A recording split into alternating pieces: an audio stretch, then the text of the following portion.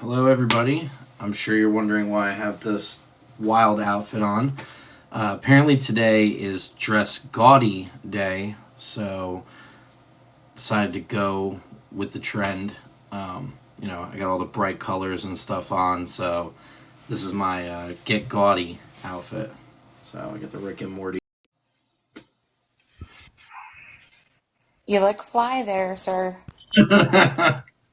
I feel ridiculous, but it's all in good fun. You know what I mean? We're talking about a pretty fun subject tonight, and that's what they said. They said it's like a get gaudy day or whatever the hell that is. So it's something new. That works. Definitely, definitely outside the realm of the typical, black and gray. Yeah, um, I like those colors on you. thanks. Yeah, real bright stuff. All right. So, tonight we are going to be talking about online dating. We discussed talking about this for a couple weeks now. I'm real excited to, get into it tonight. And I think we got a lot of stuff to, dive into on the subject. So basically online dating, like what is it? You know, it's the practice of searching for a romantic or sexual partner on the internet, typically via a dedicated website. You've all heard of it. Everyone's at least tried it or thought about trying it. So you know what I mean. It's the way life has become nowadays. Some examples would be like Bumble, Tinder, OkCupid, Hinge, Match, eHarmony, Facebook Dating, Zeus, Plenty of Fish.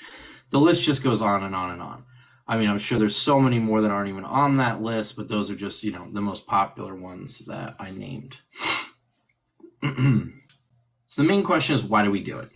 Okay, so it's generating an interaction between people that we otherwise wouldn't have normally met. People who have past have had trouble finding a potential partner and benefit most from the broader choice set provided by dating apps.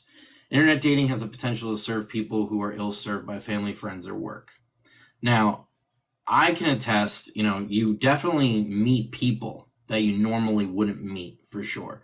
I mean, Stormy's a prime example of that. Although we didn't meet on an online dating site, we met on a video game, it's still the concept that you're getting in touch with people that you normally wouldn't get in touch with.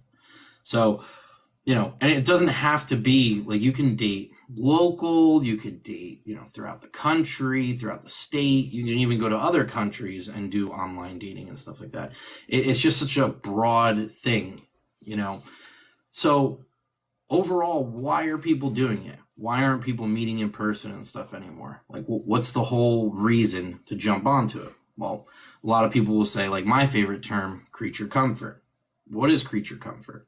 It's something such as like food, warmth, or special accommodations that give you bodily comfort. It could also be said in more, nowadays speaking, that creature comfort is because it's that bodily comfort you get that from having a significant other or having somebody, interested in you be a part of your life. It does give you bodily comfort. So that's why a lot of people refer to creature comfort as that feeling. Now, there's a lot of ups, there's a lot of downs. And we're going to go over both of them. In my experiences, they've been mostly negative, but that's not to say that it's been the same for everybody. So, let's dive right into it. So basically, what I have learned, from talking to people and also, doing my own research and stuff like that, it affects women a lot more than it affects men. And the reason why is because women tend to get harassed and abused more on these platforms. And it's most often by like straight guys. They receive a lot of unsolicited pics, or they get talked to very negatively, or, it's like men will go on there specifically to attack their self-esteem or pose as something they're not to gain some sort of gain from it. And, as we go further into this, we're going to go into each thing. But what's it leaving you like? Like, what's the online dating scene like leaving you as?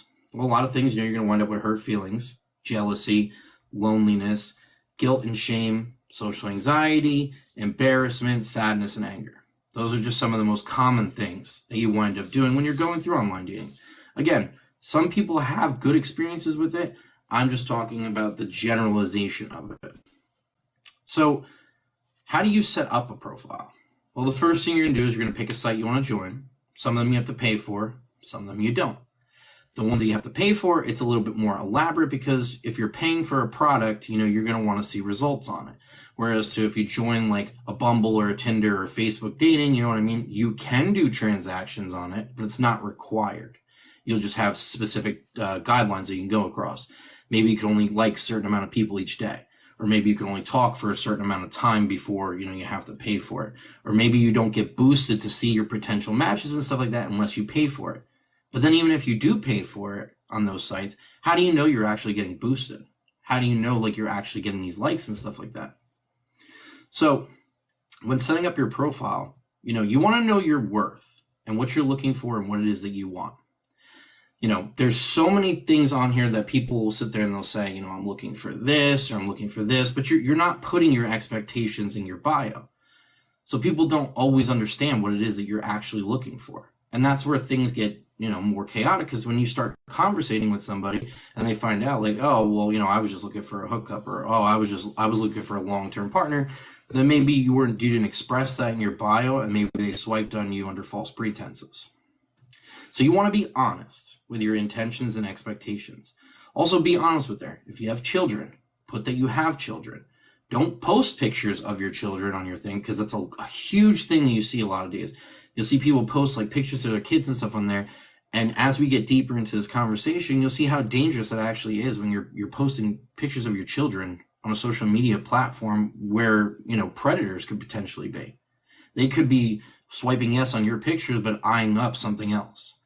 So don't put pictures of your children on your dating websites. Note that you have children, but don't broadcast them, especially if they're under the age of 18. Another thing that like I've come across a lot is, you can't be like, if you're rating somebody's looks on a scale of 1 to 10, you can't be a 2 and aim for a 10. It just doesn't make sense. You'll see on there a lot of people will be lower than average looking and stuff like that, and they'll be like, well, I only want somebody that makes like $100,000 a year, drives like a red sports car, and basically is retired by age 30. It's like an unrealistic expectation, because usually those people aren't even on dating websites. They usually have it figured out. But when you set your caliber so high and you're not getting any likes or swipes or anything like that, you're going to sit there and wonder like, oh, I wonder why nobody's liking me. Well, your expectations are way beyond the scope of where you're at in life. You want to aim for something realistic. If you know that you're an average looking person, maybe go for an average looking person. Or if you're averagely successful in your life, go for somebody else who's averagely successful in their life. Don't sit there and set your expectations way above the bar. And then when you look for things, you're like, sit there and it's like, I don't want somebody with kids. They can't have any body fat on them. They can't have ever been in trouble before. They can't smoke. They can't drink. Like, you have to be flexible on certain things. The chances of you finding somebody with your laundry list of things that you need is very unlikely. So you have to be willing to compromise on certain things. Well, okay, maybe this person has a really good job, but maybe they also smoke cigarettes. Can I live with that? You might want to set that expectation up in your head. One of my absolute favorite things that I come across, because I think it's just the most bizarre and ridiculous thing, when you're swiping and stuff like that, is you'll see somebody's basic profile picture. Scroll down a little bit, you read their bio, and they'll be like, I'm so sick of people only swiping for me for hookups. This is a no hookup zone, and I'm looking for a long-term relationship. You're like, okay, just scroll down a little bit more, and they're posed like half naked, bent over a table. It's like, okay, well, you're just contradicting yourself right there. If you're looking for something serious, what would possess you to post a picture of yourself half nude on your dating website if you bent over a table? That makes absolutely no sense. None. So, if you're going to stick to the motive that you're looking for hookups, then sure, those could be appropriate pictures. But if you're looking for the motive where you want a lasting thing, maybe posting pictures of yourself half naked on your profile isn't exactly the best method to obtain that. Because if you're posting pictures like that, not to say it's appropriate, because it's not, but then people are going to send you inappropriate pictures. It's just like common knowledge, You also want to be courteous and kind.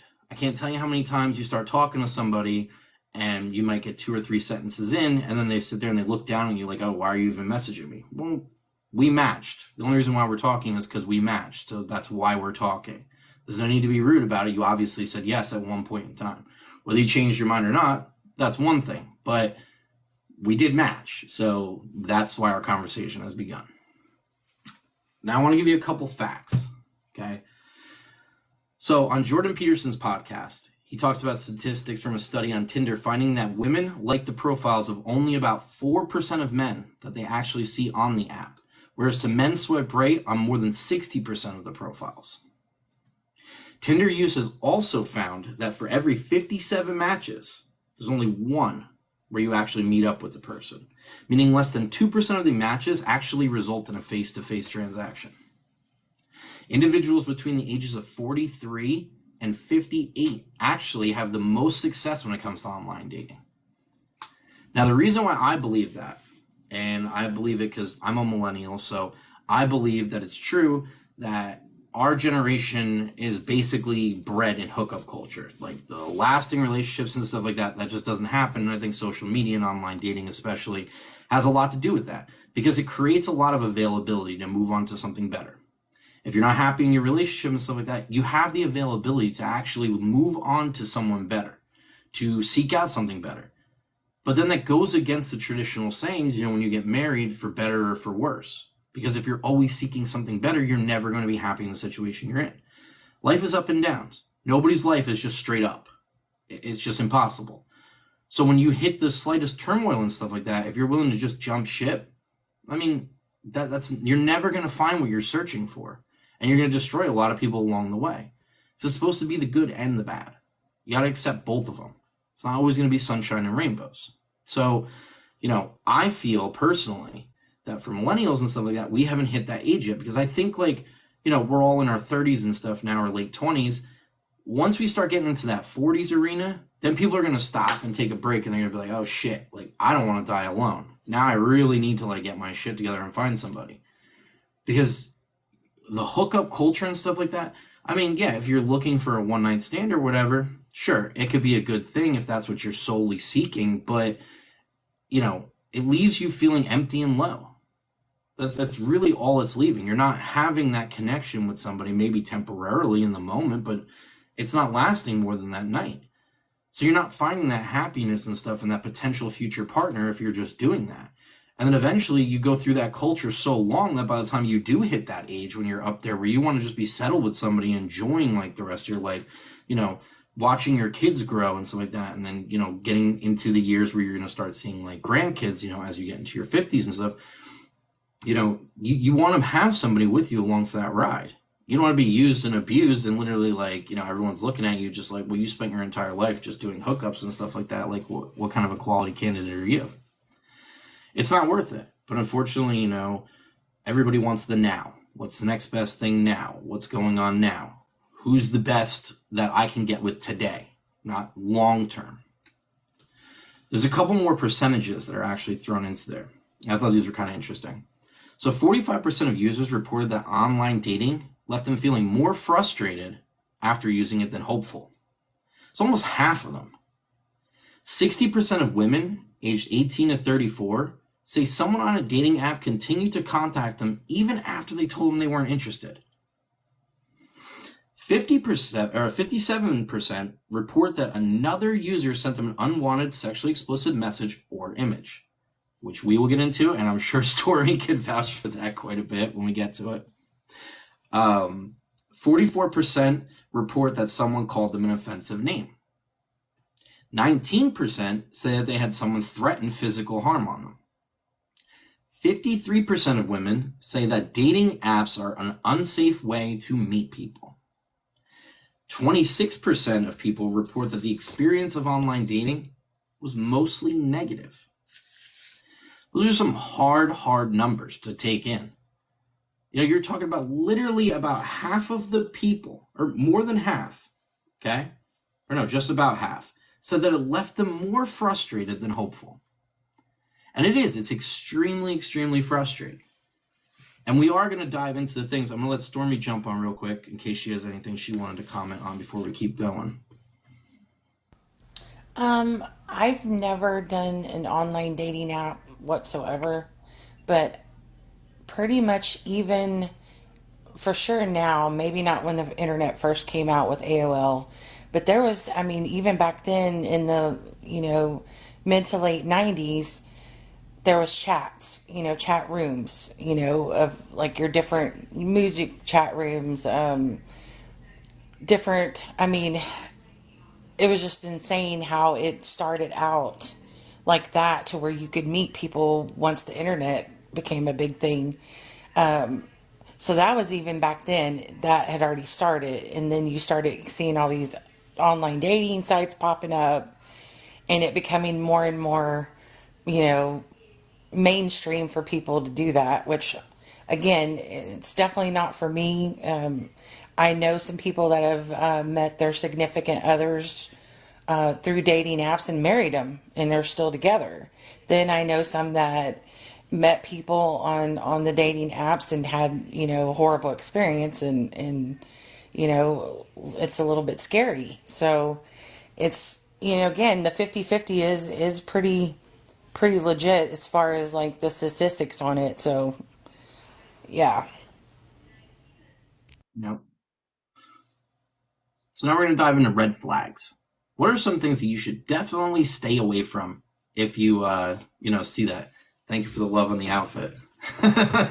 um, some red flags that you want to stay away from.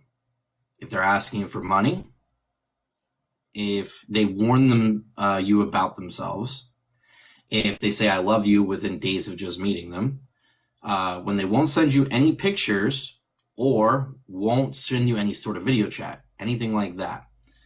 When you ask them questions, if they give you vague answers about themselves or their profile, when they talk about their ex a lot, or if they go real heavy and lay on that sweet talk.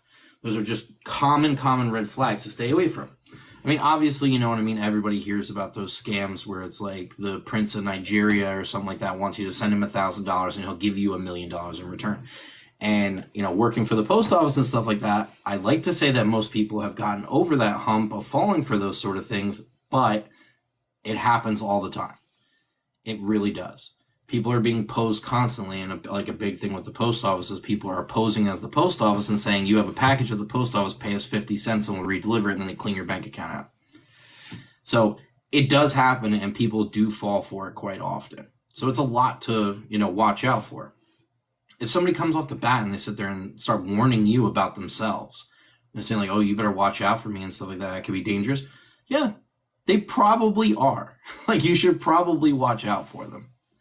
If someone's saying I love you within days, I mean, yeah, that's a big deal. That could be a narcissist love bombing you. That could be a lot of things, where you might want to reevaluate what's going on.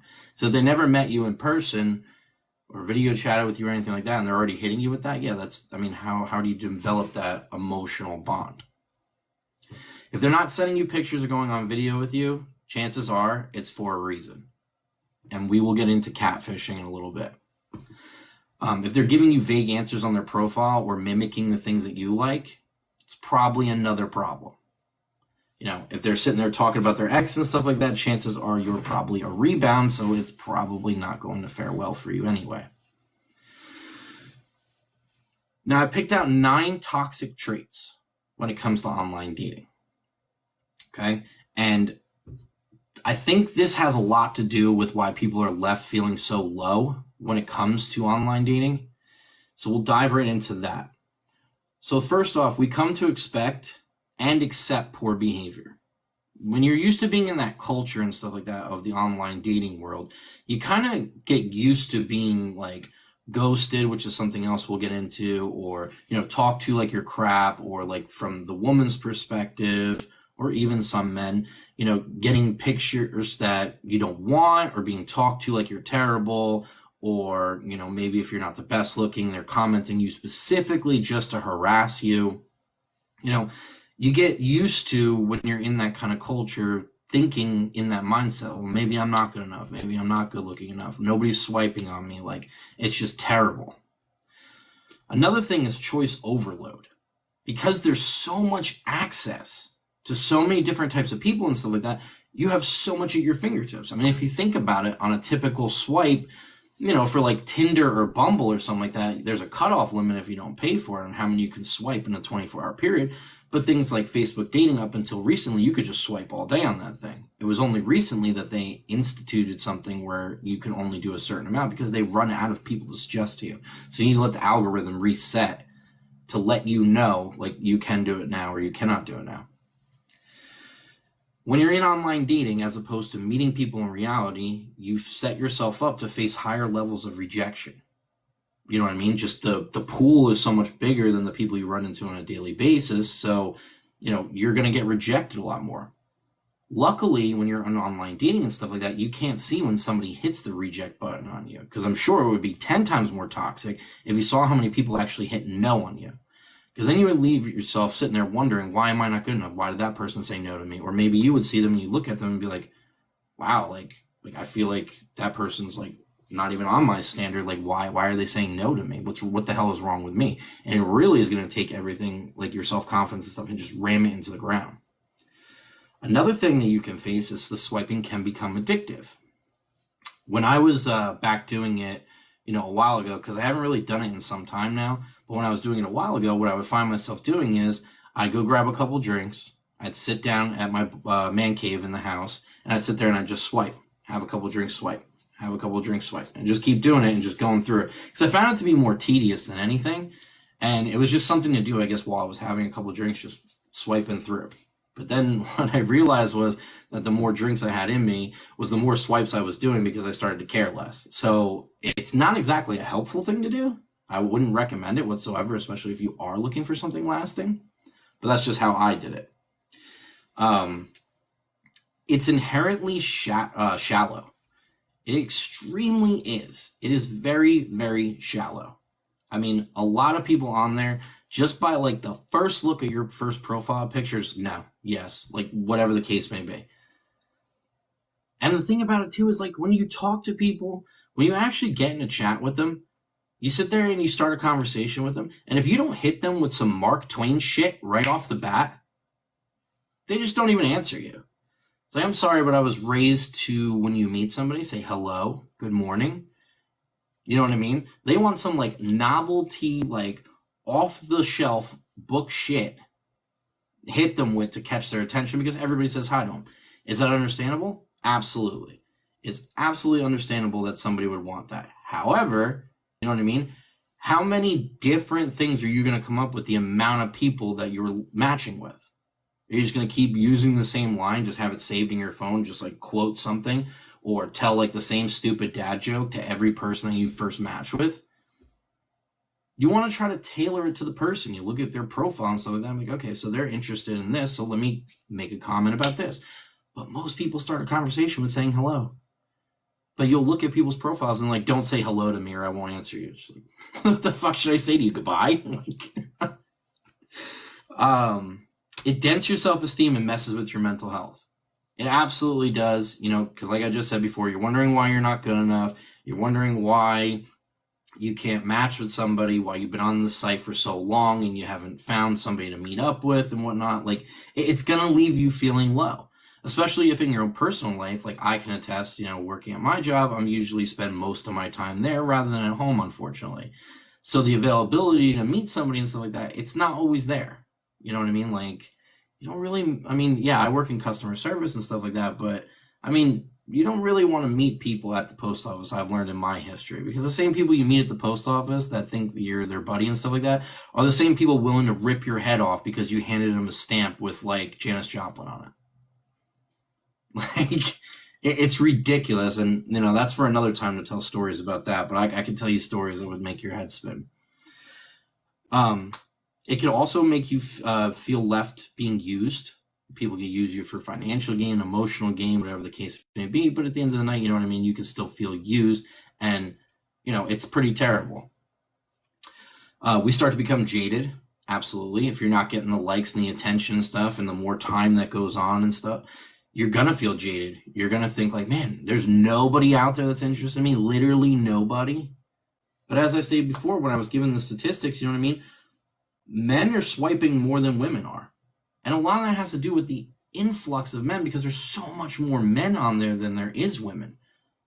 So yeah, you know what I mean? There's going to be a lot more guys that have things to offer and better looking and stuff like that. So they're obviously going to get all the swipes, whereas to, you know, an average looking to below average looking guy, probably not as much attention.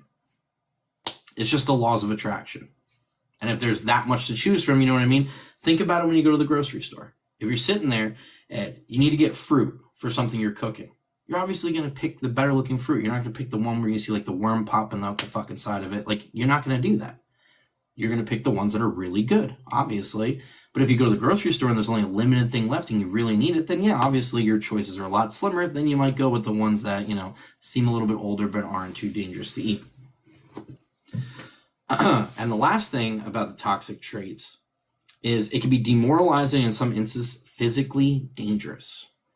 And there's a couple stories that I printed out and stuff that I'm going to read to you guys when we get into the catfishing part, which is coming up, which can show just how dangerous online dating can be, because a lot of people don't realize how dangerous it potentially can be.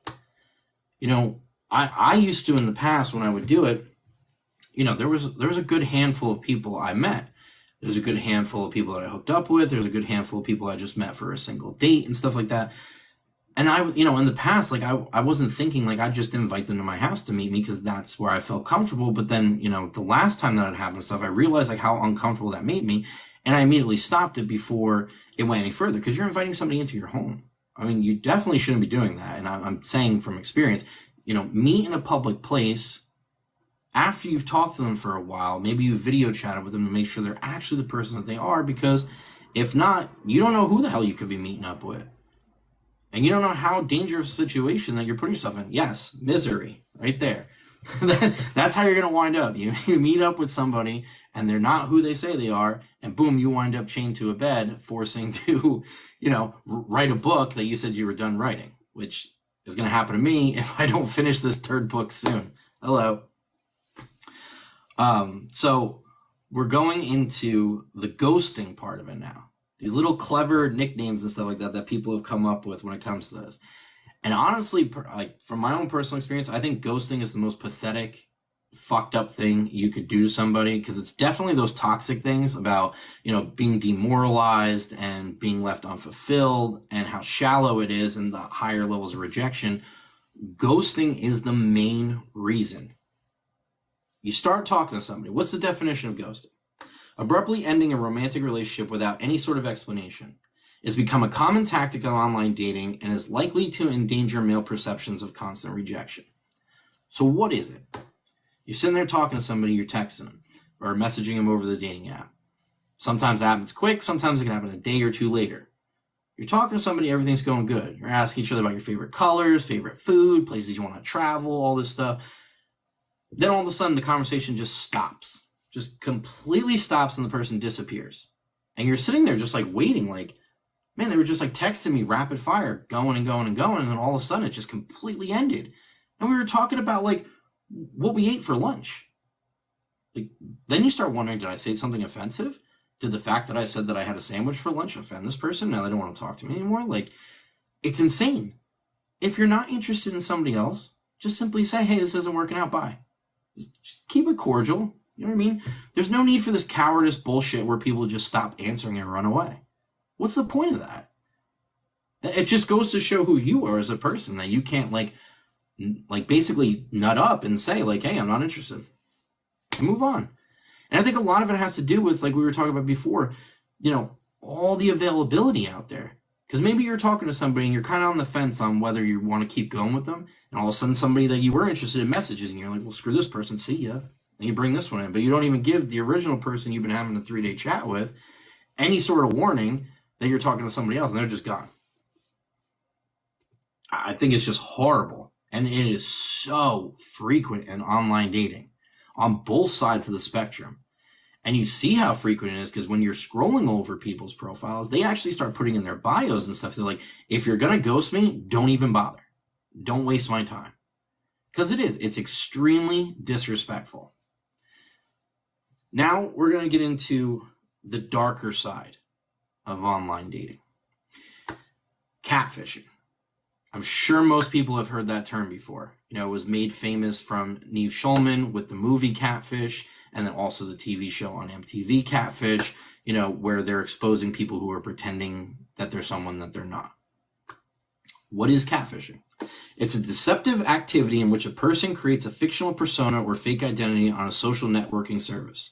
The practice may be used for financial gain, to compromise a victim in some way, as an intentional way to upset a victim, or as a wish fulfillment. Now, why is catfish dangerous? Okay. Catfishing, like I just said before, it's somebody posing as someone that they're not. They'll make up these grandiose profiles. Maybe they'll take like a model off of Facebook or something like that. Or in some cases, they'll take like one of their friends that they may think is pretty. They'll come up with a whole backstory and everything and talk to them. And if you've ever seen the show before, you know, they try to expose these people. They're like, and you hear some of these crazy stories, like you're listening to them. It's like, well, yeah, I've been talking to this person for like a year and a half. And, you know, every time I try to video chat with them, they always say their phone's broken. And it's just like, you're like rolling your eyes. You're just like, okay, like these should be red flags for you. Like if you've been talking to them for this long and they cannot somehow or another in today's day and age find a way to video chat with you, there's probably something wrong. But you learn a lot of helpful, you know, techniques from that show, which we'll go over as well to spot a catfish. But catfishing can be used to attract a person from the internet and allow them to meet them in person. The person catfishing can lure the victim to a place to be kidnapped or hurt in some other way. Sexual predators use fake identities to talk to teens, allowing them to get close to them so the victim will trust them. This then allows the predator to get information from the victim to use that information and potentially harm them. Examples are the 2002 murder of Casey Woody and 2007 murder of Carly Ryan.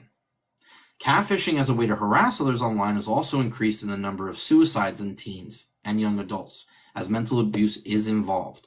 An example of that would be the 2006 suicide of Megan Meir. I'm going to let Stormy jump in real quick before I start diving into those stories, because I did print them up so I can give you an instance onto what happened in those situations. But Stormy, you got anything for us so far? Yeah, on the catfishing, I mean, I've never done it myself. Thankfully, I never felt like I needed to do that. But I have had some friends that I knew, went to high school with, that created, you know, these additional profiles on like Facebook, MySpace, those types of things where they were using someone else's pictures, and I knew it was this person. So I mean, it's things like that that kind of just, like you were talking about, it's just really, you know, red flags again. Like you're saying, if you're talking to somebody and they're not wanting a video or, you know, meet up or whatever, then obviously there's something wrong and something going on. But I mean, even knowing people that have done the catfishing, it's just like, it's no big deal. Like, it's just, everybody's like okay with it. Not everybody, but you know, a lot of people do it. And again, with this day and age, with like how crazy people are, it's a little scary to think that people still do it, you know, because what if you anger a sociopath or, you know, or something like that, and then they come knocking on your door, you know? So yeah, that's kind of the really dark side of it for sure. Yeah, and it is. And these next three stories I looked into today will definitely paint a picture of that. So the first one that I mentioned was Casey Woody. So in 2002, a 13-year-old Casey Woody from Arkansas began an online friendship with a supposedly 17-year-old boy named Dave Fagan from California. Dave Fagan, whose profile picture was of a young man, was actually a 47-year-old dude named David Fuller from La Mesa, California. Fuller traveled to Arkansas and abducted Woody from her home on the night of December 3rd. After the investigation by Arkansas law enforcement and the FBI, Woody and Fuller's bodies were found the next day in Fuller's rented minivan inside of a GuardSmart storage in Conway. Fuller had sedated Woody with chloroform, bound her, raped her, and then shot her in the head before shooting himself upon law enforcement's arrival. Woody's friends and family subsequently founded Casey Woody Foundation in order to educate parents and children about internet safety. The next one, a little bit longer, the suicide of Megan Meir. I may be pronouncing her name last name wrong. But the suicide of Megan Meir in October 2006 was attributed to Lori Drew, a neighbor of the Mayers and the mother of Megan's friend Sarah. Drew had created a fake account in order to cyberbully Megan for allegedly spreading gossip about Sarah. Sarah and several other people were also involved. On MySpace, Meghan had received a friend request from a supposedly 16-year-old boy named Josh Evans, who claimed to have recently moved to a nearby city, O'Fallon, Missouri. The two became friends. However, on October 16th, Josh began sending increasingly hurtful messages to Meghan, the last of which told her that the world would be a better place without her in it. Meghan had become upset, and after being confronted by her mother, Tina, for not signing off when she was told, ran to her bedroom. A while later, when Tina went to Meghan's room to check on her, she found that Meghan had hanged herself with a belt inside of her closet. Attempts to revive her failed, and Meghan was pronounced dead the next day, 3 weeks before her 14th birthday. About a year later, the scheme behind the account was discovered. In 2008, a jury indicted and convicted Drew of violations of Computer Fraud and Abuse Act in connection with the incident, but the conviction was later vacated by a federal judge on a post-trial verdict on the grounds that the act did not intend to criminalize Drew's alleged conduct. The government decided against appealing the ruling. In 2009, Drew was also acquitted of cyberbullying in United States v. Drew. Tina founded the Meghan Mayer Foundation, and the organization intended to fight cyberbullying. The last story that I looked up too, and they're all in relation to this cyberbullying and harassment and catfishing, was Carly Ryan. In 2006, a 14-year-old Carly Ryan from South Australia befriended and began dating an American-Australian teen named Brandon Kane over MySpace. Kane turned out to be Gary Francis Newman, who in January 2007 traveled from Melbourne to attend Carly's 15th birthday party and give presents while posing as Kane's father, Shane. After behaving erratically and inappropriately, her mother, Sonia, told him to leave. About 3 weeks later, Carly left the house apparently to have a sleepover with friends, but after being reported missing and she didn't return to the home the next morning, her body was found floating in Horseshoe Bay in Port Elliot. She had been beaten, smothered in beach sand, and then thrown into the ocean to drown. An investigation led back to Newman, who was arrested and in January 2010 found guilty of Carly's murder and sentenced to life in prison, 29-year non-parole period. Carly's mother, Sonia Ryan, founded Carly Ryan Foundation, which successfully lobbied for Carly's Law being enacted in order to protect Australian minors online. Those are just some of the more popular cases, but there's been so many, way too many, because people aren't looking out for the signs. And these type of people prey especially on younger people because they're not used to the dating scene and stuff like that. They're on social media because it's cool and everybody's doing it. And maybe they're talking to an older person, whether it be a guy talking to an older girl or a girl talking to an older guy. You got to monitor what your kids are doing. You know, it's not just toxic for us as adults. It's also toxic for our kids coming up. Because if this hookup culture and stuff like that is going on now, imagine what happens when they are old enough to do it. It's only going to get worse. So you really need to put restrictions and watch what they're doing and who they're talking to. There's so many predators and stuff out there. It doesn't have to be in your local neighborhood. The internet and social media and stuff like that has basically opened up the floodgates to allow anybody from anywhere to jump in on that. So you really have to make sure you know what your kids are doing. You know, instead of it being it's 10 o'clock, you know where your kids are. It's every day. Do you know what they're doing? You know, you really got to watch it. What are some of the signs? Well, if an unknown person starts following or messaging you and their profile looks fake or too good to be true, it probably is. I mean, if you're sitting there and Brad Pitt all of a sudden starts messaging you, it's probably not Brad Pitt. Like, the chances of that happening, slim to none. It's just not. You have to use some sort of common sense. You know, we see it a lot. I'm sure Stormy could attest to, you know, we're in all the Blue October fan groups and stuff like that. And somehow or another, you know, Justin Furstenfeld is just contacting everybody individually and asking them for money and stuff. No, that's not happening. If profiles between dating and social media sites are inconsistent, such as having different names, pictures between the websites, that is one of the most helpful things that I've figured out, especially from watching Catfish. A lot of people don't know that you can use Google as a reverse lookup thing. So if somebody sends you a picture, you can actually go onto Google Images, upload the picture into it, and it'll show you every website that that picture is associated with. So if you think that, oh, you know, this person is interested in me, they just send me like this beautiful photo of themselves, maybe you should take an upload in there and see if they pulled it from another website. Because you might see it pop up on like 5 different modeling sites that they have that same picture. That right there is like a dead giveaway that something is wrong. It's actually helped me before too in my past experiences. exposing someone I was in a relationship with for cheating, and also when I was being catfished, because I have been on the receiving end of this before as well. If after a few encounters, the opposing party starts proclaiming love, especially after only a few days or weeks of contact, that's what we talked about earlier. You know what I mean? If you haven't met somebody, but you've only been talking to them for like a week and they're telling you that they're super in love with you and they want to marry you, chances are that's probably not legitimate. If a person refuses to have a video chat with you or talk to you on the phone, it's more than likely because they're hiding something. We live in a day where cell phones and video chat is just so accessible that anyone could do it. Even if you don't own a cell phone, you can go to the library. There's so many different things that you can do to find a way to communicate with somebody via face-to-face, you know, whether it be pictures or videos. If a person asks for money with an emotional story attached to it and start manipulating you, yes, that's probably a problem. Especially if you're on there looking for love and they're telling you, oh, well, I'm so in love with you and stuff like that, but I need this amount of money in order to be able to see you. It's probably not legitimate. And if they isolate the victim from friends and family and keep asking them to keep their relationship a secret, it's because they don't want you telling people that you're in this relationship, because then people will sit there and say, what are you doing? What the hell are you doing? And I was in one of those types of situations, and, you know, Stormy can vouch for it as well. The entire time she was telling me, because I was going through, you know, splitting and stuff like that with my PPD, and, you know, getting all lovey-dovey and stuff, and it's still tough for me to talk about because it was just a rough thing I went through. But you know, Stormy the entire time, she's like wanting to shake me. She's like, hey, something's wrong, like stop doing that. But you know, when you're in the thick of it, you don't want to listen to it. So I didn't, and sure as shit, she was right. And you know, it turned out to be what it was.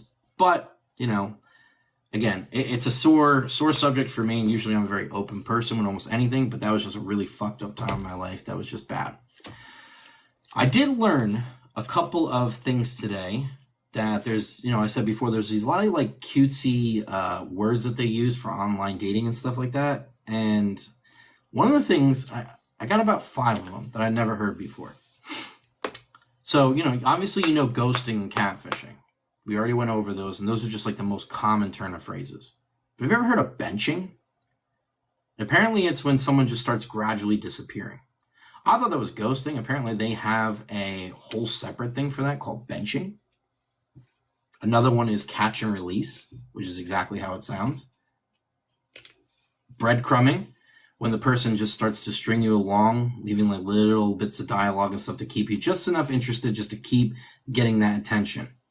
I feel like that's like a big thing probably with narcissists who are online dating, sitting there and, you know, just giving you enough information so you keep contacting them to give them the narcissistic supply, but at the same time, like, they're not super interested. They just like hearing the sound of their phone just go off. Stashing, when you're kept hidden from people's family and friends. And the last one I found was cushioning. And that basically means they try to keep you around and make themselves feel superior. Another narcissistic trait. Now, I'm sure this part of the conversation is going to be Stormy's absolute favorite. The unsolicited dick pics. Oh, God.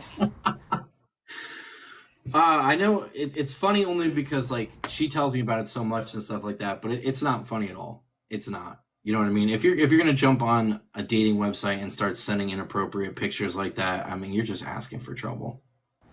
Yeah, but like in my instance, it's not even the online dating sites, because I wasn't on any of them. It was like Facebook, Tumblr, YouTube, the online, game, discords, that type of thing. Like any and everywhere that somebody could send you a dick pic, they do. Yeah, and I've known Stormy long enough to see her have gone through this so many times, and especially, if it's not somebody sending that type of picture to her, it's somebody asking her to be the sugar baby. That's like the big thing that she gets hit with all the time.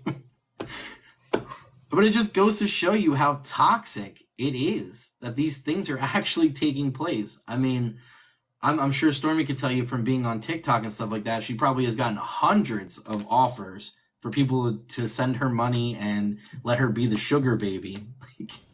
I'm pretty sure maybe more so the females probably get more of that than the males. I don't know about your account, but it definitely is a daily thing. It is a multiple person thing, and it's just ridiculous. But I sometimes feel like jacking with them, so I'll send them back something really funny or, you know, obnoxious just to get a reaction out of them because I know they're a spammer. You know, and no, I don't really get that so much. I recently I get invited to be a part of the Illuminati a lot. Like that seems to be the new thing. That's the new messages I'm I have getting. never gotten that. I've gotten two just this week, so I don't know. Maybe they're onto something. You know. um, but yes, the unsolicited pictures. It's super, super inappropriate, and there's really no reason for it. I mean, I feel like a lot of people are just doing it to mess with people, but maybe there are some people out there that think that the world needs to see what's underneath their waistline. Like, the world don't need to see that. If it's meant to be, they'll see it in person. I honestly think it has for the majority when that is their way of like I don't know showing their male masculinity to females or to beating their chest like I am man, let's sext every day or whatever. But it's super annoying. And at one point, I wish I would have kept all the pictures, as funny or gross as that sounds, because I wanted to do a online dick pic museum gallery where I was going to post all those pictures and make money off of it. Like if you got all these weirdos sending me pictures of their penis, I'm going to exploit it for some money just to kind of prove the point that, it's not always solicited, by a female for sure. Yeah. And, it does happen on both sides of the fence. Way more, with men sending it. But I can tell you from experience, it does happen with both sides of both sides of that aisle. Because I've received unwanted pictures before too, and I'm just sitting there left scratching my head. I'm just like we were just talking about like what you did yesterday, and all of a sudden like I'll get this like extremely inappropriate picture, and I'm just like, oh, like what do I even say to this? And the times that it's happened to me, like I'll just usually ignore it, and I'm just not gonna say anything, and just like try to stop the conversation, but somehow or another they'll try to change the subject and like keep it going like that just didn't just happen. Like it happened. No, like it wasn't cool.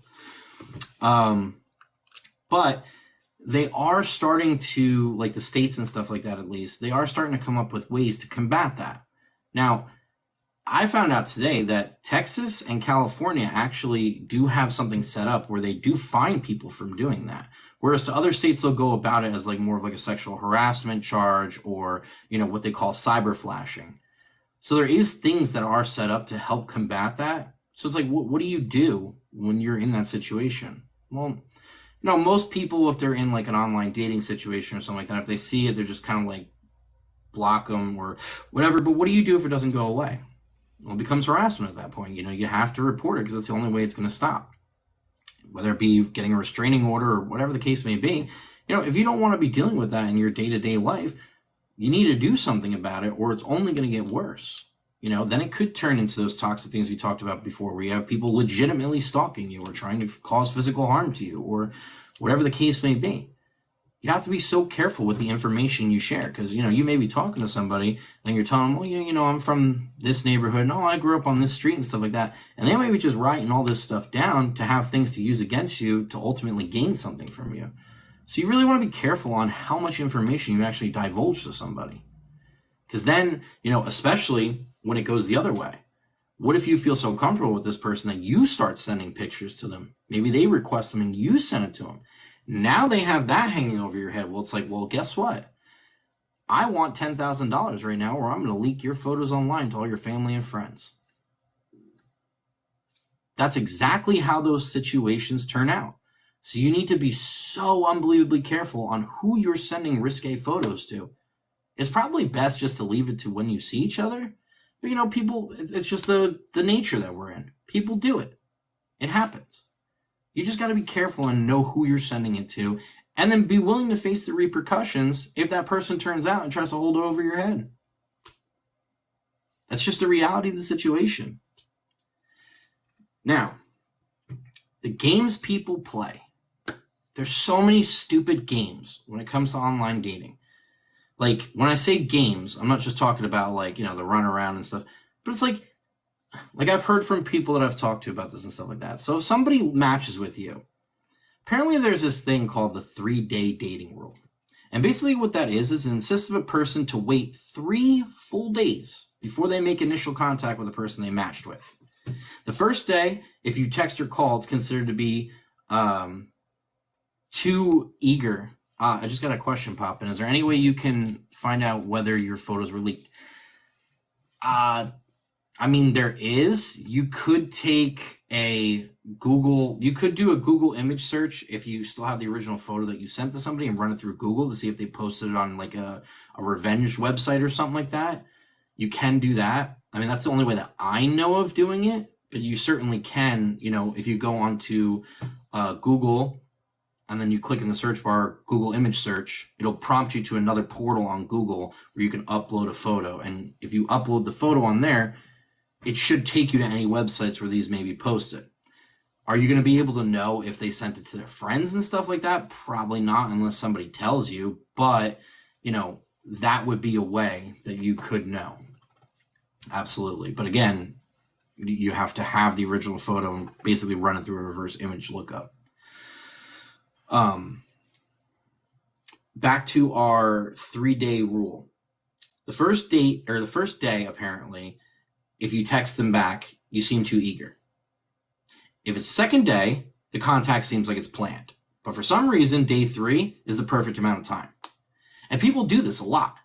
You'll sit there and you'll match with them and you'll message them. Like me personally, I don't think it's eager. If I match with somebody and I look at their profile again, I'm like, okay, yeah, like I want to talk to this person. I'll message them. Is that not why we matched? But then like 3 days later or something like that, I'll get a response from them. And by that time, I'm just like, what? Really? And I know, like, especially like Facebook dating, when it comes to like the notification stuff, they absolutely suck with telling you whether you match with somebody or if they send you a message. Like, you're almost forced to try to give out like some sort of a different form of contact to keep in touch with somebody just because the absolute notifications are terrible. Bumble and, Tinder and stuff is a little bit different. You usually get notified pretty quickly if somebody messages you. They're pretty good about that part of it. But then, like, when you look at the success rate, so like if I look back on my thing, nothing on Tinder. Bumble, Facebook dating, a lot. So Facebook dating was like my big thing. And then back in the day, it was Plenty of Fish. But then Plenty of Fish turned into a lot of bots and stuff like that, so I strayed away from that. But Facebook dating was the place where I found the most meetups and dates and stuff like that. Whereas to, Bumble, the girl's supposed to message you first.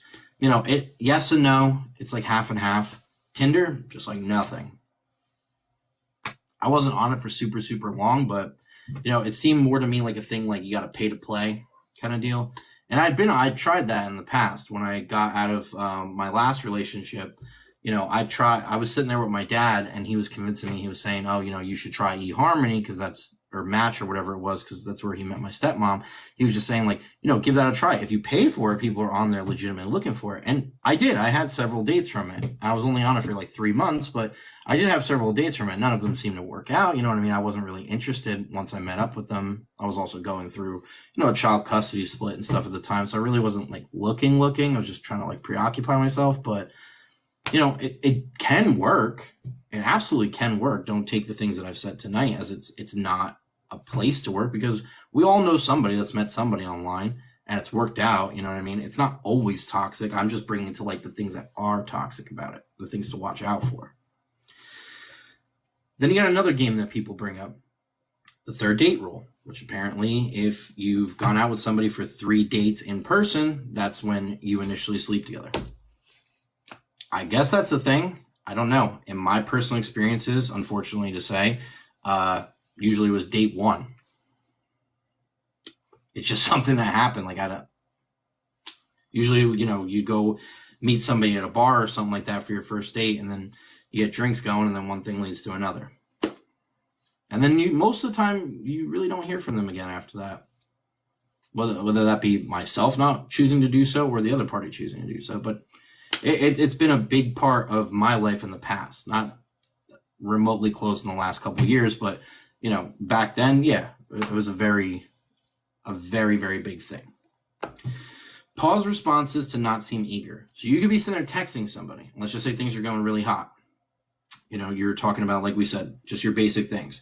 Family, favorite colors, favorite movies, all this stuff. And all of a sudden, it's just like they'll stop answering you, and then they start becoming spaced out.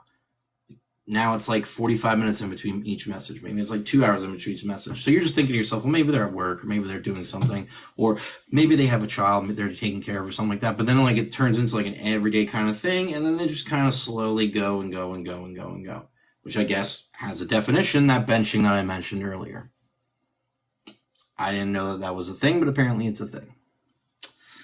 Another thing is dancing around hard topics. So the last person that I talked to on online dating that, I talked to for a while, she was from another state, and we talked for, I want to say a couple weeks.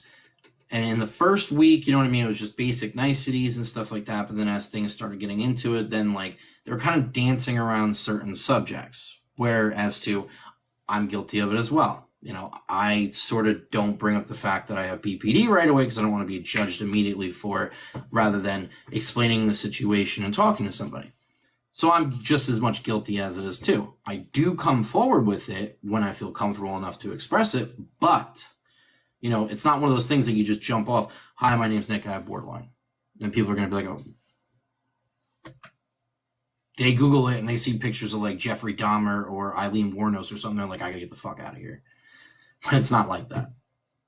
So, you kind of want to like lead into certain things. You know what I mean? Like in the past, like a big thing for me was bringing up the fact that I had a child, like in my early 20s when I was mostly on these sites and stuff like that. It was like, you want to bring in the fact that you have a child. That was tough because a lot of people are like, well, I haven't had a kid yet, so I don't want somebody with a kid. You just got to know your preferences. And like I said, it helps if you put in your bio the things that you need to be honest about. Another thing that like I would find myself dancing around, like I've been a smoker since I was 16. So that would be another thing, because it seems like today's day and age, nobody wants to be around cigarette smokers. It's like, you're isolated. Not a lot of people do it so much anymore. So it's like when people hear you smoke, they're like, oh, no. Or they'll post on there, like, oh, I'm 420 friendly, I smoke weed. And then you'll be like, oh, okay, well, I smoke cigarettes. And like, no, bye. I don't see how one's worse than the other, but, it is what it is. But I found in that situation where they were dancing around the hard topics as well.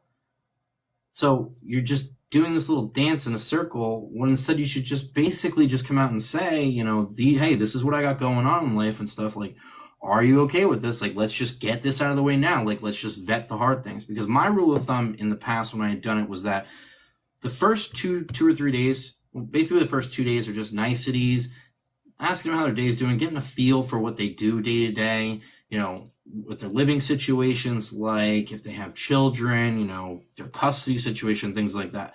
Then if it makes it to like the 3rd day thing where you're in like constant communication with this person, then you start throwing in little things there. So like my biggest thing is like I was always play 21 questions. It would help go through the workday and stuff like that. And it would also, allow you to meet that person. So you would sit there and say, well, I'll ask you a question, you answer, then you spit me back a question, I'll answer it. And you get to know each other. And it helped in a lot of situations get to know what that person was about and, what they brought to the table as far as what they were looking for and what they also had to offer. Then, by day 4 or day 5, you've been in contact with them pretty regularly. So now you can start jumping in the things. You can say, hey, just so you know, I have a custody situation. It's like this, and this is how I am with the other parent. So it's like a hard one. Okay, see how they flow with that. Then maybe throw in like another hard one. Like, oh, by the way, I smoke cigarettes. Okay, we made it past that? Okay. Okay, now's a tough one. Okay, I have BPD. Do you know what that is? Before you go Googling it, let me explain it to you. If you make it past that one, then you're like, okay, like, those are my 3 big things. Like, I got past that. Maybe this can be something. Maybe. So I always like to bring up, especially in our chats and stuff like that, now that I was talking about BPD, how does online dating affect someone with BPD? It makes it the most toxic at all. Because when we've done our BPD videos and stuff like that, we've talked about the traits of BPD, the 9 different traits to be diagnosed and stuff like that. So how does online dating incorporate into that? Well, it creates idolizing and romanticizing. You start in your head, and I've had this happen. You're talking to somebody and stuff like that, and then you start like envisioning in your head, like, oh, I can see myself like having a family with this person and like falling in love with them and doing this and doing this and doing this. And like, you only been talking for like maybe like a month or two, and you're just like, the ball's already rolling in your head. And you're just like, you want to stop yourself, but it feels so good that you just like don't. And maybe like you start pushing their red flags and stuff like that aside, because you're not used to that situation and stuff, or it's been so long since you've been in that situation that you're constantly like telling yourself like, well, no, they're the one. I can feel it. Like I feel it in my heart. Like I know it. Probably not. And then when you start to like flip over, you start to realize, well, there was a lot of red flags here, and maybe that wasn't exactly the best thing. Like, it also triggers your fear of abandonment. When you're feeling low, when you get ghosted, or you're constantly trying to make someone like you and they're not interested in you and stuff like that, and then you're chasing them, you're just like, what did I do wrong? Like, don't leave me. Like, it's that honeymoon period intensified for sure for you. Yes, it certainly is. And when I did it with the thing we were talking about earlier, that online relationship that I was having, I had talked to that person for, I want to say it was like 8 or 9 months. It was a long time that I was talking to them, video chatting with them, like the whole 9. And it was going on for a while. And like, I was in my head, like really feeling it. Like I really thought like, oh my God, like I got lucky, like something's going to work out. It obviously didn't. It was all a scam from the get-go, but it does happen. And when you sit there and you laugh at the people on Catfish and say, ain't it going to happen to you? That's when it happens to you, because it does happen.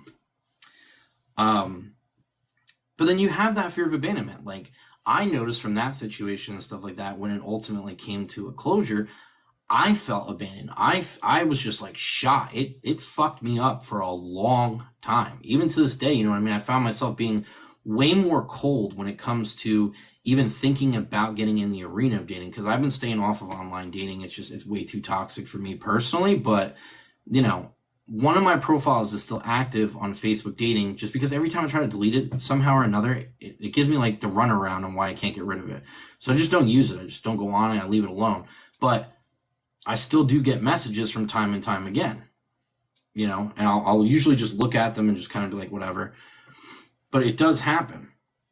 I'm not really ready to go into that part of my life. Like I'm more than content being alone, and I found a lot more happiness in being alone than being in a relationship. I found like with my BPD through therapy and stuff like that, a lot of my triggers are based off of relationship type aspects, because I've had such a shitty string of relationships my entire life.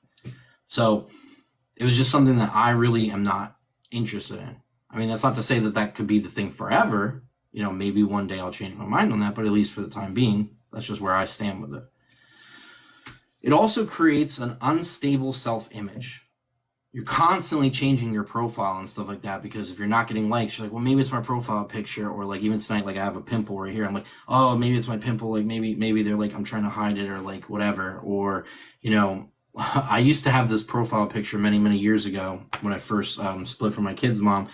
I was celebrating that I got a promotion at work. So like I took a picture and I had a cigar in my mouth. I usually don't smoke cigars, but like I was celebrating. So I had it and I posted a profile picture. Here I am, stupid. I'm like, oh, look at me. Like I'm cool. I got like a cigar and stuff. And like everybody's coming up to me and they're just like, you look fucking stupid. Like that's really gross. Like get that fucking picture off. It's really nasty looking.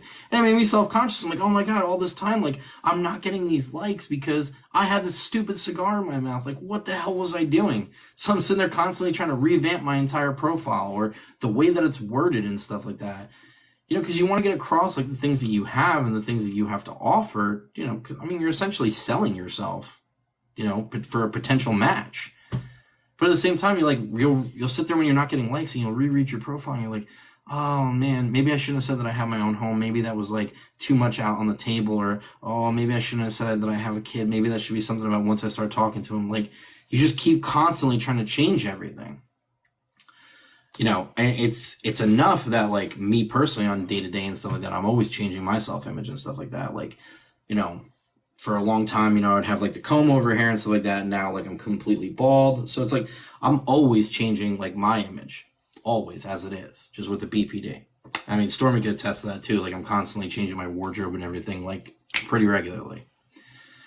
So when you're in an online thing and stuff like that, it only takes like one person to really just kind of jab you when you have BPD to really be like, oh, and you start like devaluing yourself and like falling down the rabbit hole. Like, oh, I'm never going to find love. I'm never going to be good enough. Like, why even bother? It's such a waste of time. Like, just screw it. I was just meant to be alone. Like, it's so common. It's so common to feel that way. It's not true though. You know, there are people out there that will see you for who you are and want to be with you. It's there. It's always going to be there. You just have to find the right person. You have to surround yourself with the right people to get that way. That brings us into our last part here. I know I've been talking for over an hour now, but it's just a very big subject. You know what I mean? It's a huge subject. So in closing, psychologist Jonathan Haidt has written extensively on how Facebook products disappropriately affect young girls' mental health, as they use likes and friend requests as markers for social approval. Dating apps may be causing a similar phenomenon among young men as they search for the elusive Tinder match. Evidence in support of this idea came from a study conducted by the University of Texas, Stormy, which found that Tinder users experience more mental health problems than non-users. Another 2021 study at the University of Toronto discovered that social anxiety and depression increased as users spend more time on dating apps. Moreover, Pew Research found that 45% of users say the overriding emotion they feel on dating apps is frustrating. Overall, there appears to be a growing evidence that dating app usage is linked to poor mental health outcomes, particularly in younger users. An average-looking man searching for a long-term relationship is likely to experience a scarcity of matches, as a small minority of hyper-successful good-looking men attract the attention of most female users. Unfortunately, dating apps' convenience, popularity, and addictiveness often leave dissatisfied users in a vicious cycle of deleting and re-downloading. They should consider just deleting them altogether and going back to the traditional ways of finding a significant other. Again, it works for some people. I'm only speaking from my experiences, but it does work for some people. Everyone can speak to that they know somebody or have heard of somebody that have found love on these sites. It's possible. And unfortunately, with our day and age, like society and stuff, it's more common that you have to use that platform, especially if you have a full-time job or if, like children and stuff. The availability to go hunting I don't want to say hunting, because that's going to sound really bad, but go searching at the bar or at the library or at church or wherever your watering hole may be where you meet people. The availability to do that is just slim as opposed to how it used to be. You know, you used to be able to go out Friday and Saturday nights to the local watering hole and stuff like that, and everybody be out there. Now it's like everybody's on their phones and they're trying to meet up or whatever, or these speed dating that they have on Bumble now. It's just a whole different thing. Stormy, do you want to speak to any of that stuff? I've actually seen even on TikTok where people go live and they have speed dating on TikTok. So talking about that. So yeah, I mean, it's almost like a convenience thing. It's almost like you have multiple choice. I mean, that's just, versus traditional dating or going to meet somebody like you said at, church or a bar or wherever. But I've done the traditional route in with my first ex. My second relationship was we met on MySpace, but it wasn't a dating site. It was like a music group site. And, both of those were long-term relationships. And I even had a child with the second one. So, I mean, they can work. I mean, I would rather do the traditional way, but, again, you got so many fish in the sea online versus, in your hometown, especially if you live in a small town. So I get the people wanting to do that because again, you get so many different choices or options versus traditional dating. But I mean, I've had a bad experience with not a dating site again, but a gaming website where after I had divorced my ex, I started talking to this guy, and he ends up, he's telling me he's divorced, has kids, whatever.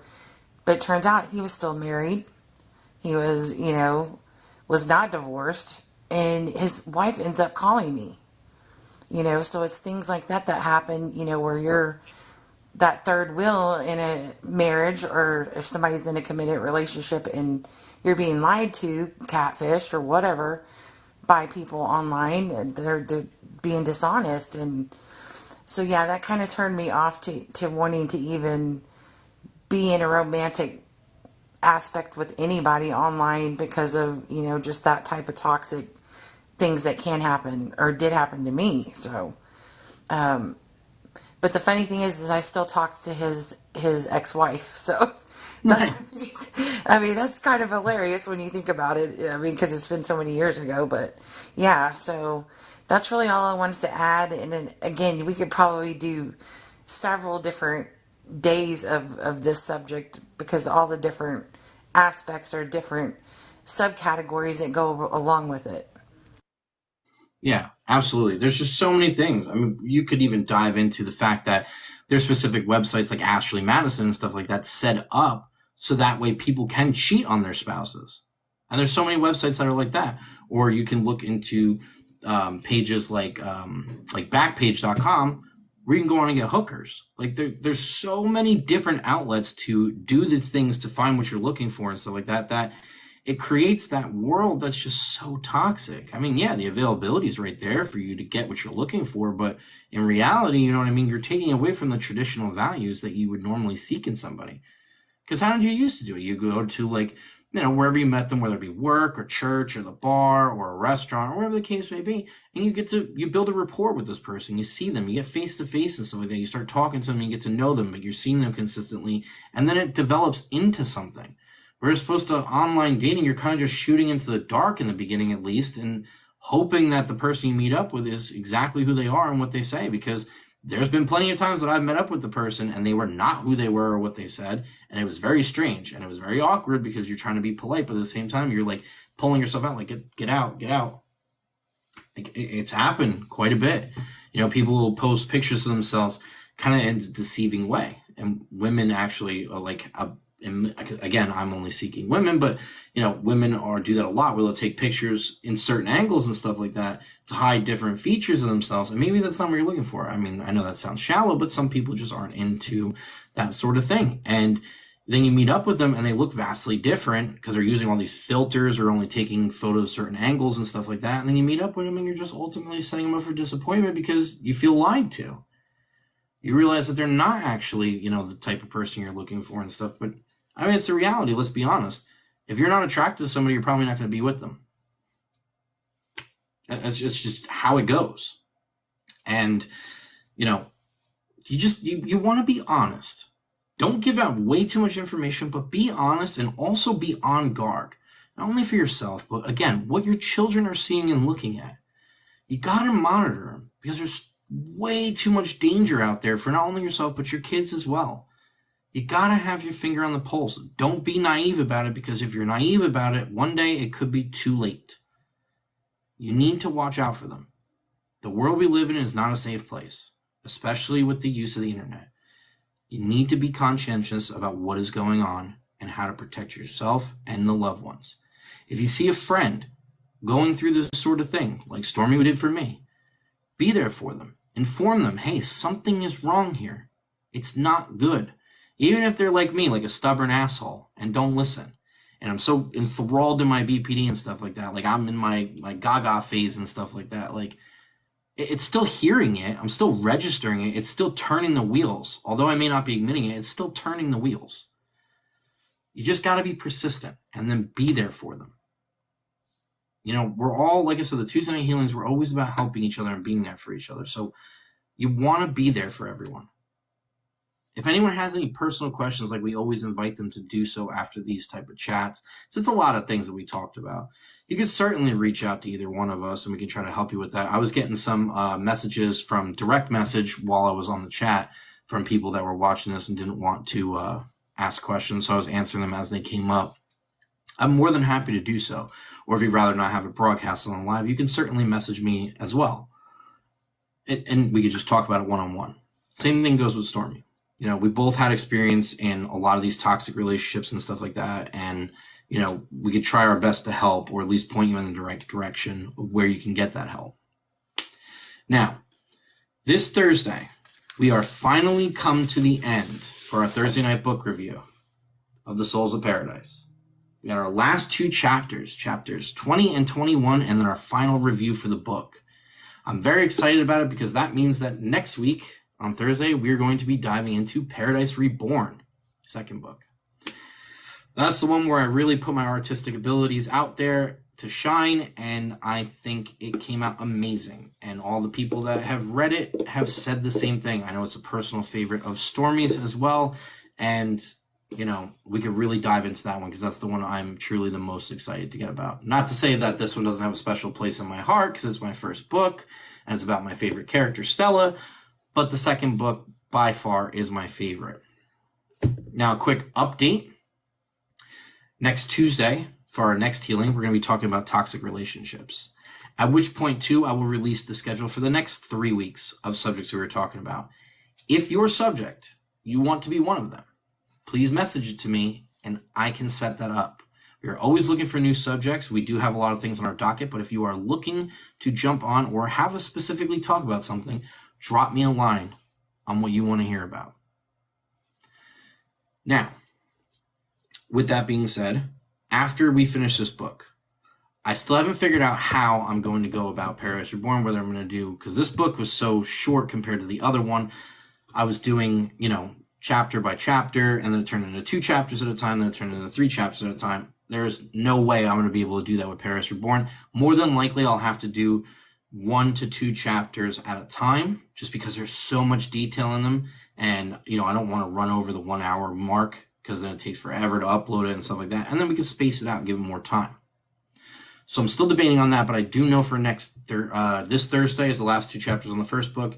Next week will be the prologue and the first chapter of Paradise Reborn. A quick teaser for those who have made it to watching it to the end of this video. As I said last week, I started working on book 3. And I've been getting more into my groove. I'm really starting to knock out pages. I knocked out an additional 8 pages today. I am up to page 83 in the 3rd book. So I'm about 4.5 chapters in. These chapters are even longer than the 2nd book, just because I have so much information I want to get out and I get way ahead of myself on what I want to tell in this story. Plus, it's catching up from the last book as well. I read it to Stormy. I know Stormy could attest that she liked the chapter and the book is going in a good direction. And, you know, we usually have our Thursday night Stormy story time where I read to her what I'm doing and get a feel for how it's coming out. And if my schedule keeps going the way that it's going, I think we'll have another one this Thursday. We're going to start coming up with little teasers too, because as the book is starting to move along really well, I'm anticipating like a spring to summer at the latest release, as long as everything keeps going.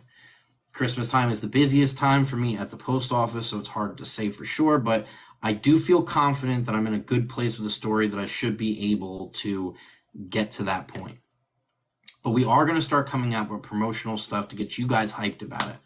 We're going to come up with little giveaways and stuff like that to get you involved, to hear how the story is progressing, to get those things done. So make sure you stay tuned for those updates. With that being said, we will reconvene for the end of The Souls of Paradise on Thursday to get the final takes and hear how the story finally comes to a close. If this is your first time joining us, you could always look up our YouTube page where I post these live chats so you could rewatch them at the Paradise Collection. The link is also on my TikTok. You could also follow us on Facebook, you know, Belisi's Paradise Collection, where I also post updates and stuff as well. With that being said, Stormy, do you have anything you want to say before we let them go? No, just thanks everybody for joining us and for the questions, and we will see you next week. That's right. So thank you guys again for sitting through this. I know this was our longest video chat that we've had so far, but there was just so much information to get out.